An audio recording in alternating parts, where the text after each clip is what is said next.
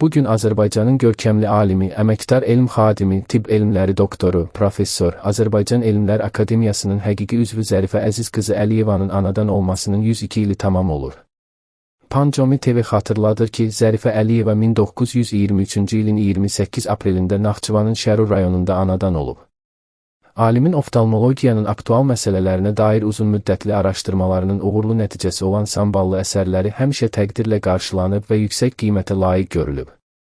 Bu tədqiqatlarda irəli sürülən yeni və effektli müalicə metodları, kompleks profilaktik tədbirlər qısa müddətdə müvəffəqiyyətlə geniş tətbiqini tapıb.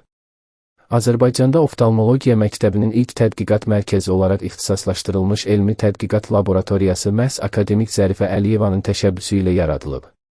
Həkimlik etikasını bütün elmi və pedaqoji fəaliyyəti boyu daim diqqət mərkəzində saxlayan Zərifə Əliyeva Respublikada yüksək ixtisaslı kadrların hazırlanması işinə gərgin əmək sərf edib, gənc alimlərin və həkim oftalmoloqların böyük bir nəslini formalaşdırıb.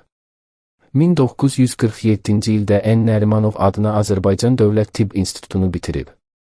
Azərbaycan Elmi Tədqiqat Oftalmologiya İnstitutunda elmi işçi, 1969-cu ildən isə Ə. Əliyev adına Azərbaycan Həkimləri Təkmilləşdirmə İnstitutunda Göz Xəstəlikləri Kafedrasının dosenti, professor, görmə orqanlarının peşə patologiyası laboratoriyasının müdiri, oftalmologiya kafedrasının müdiri 1982-1985 vəzifələrində çalışıb.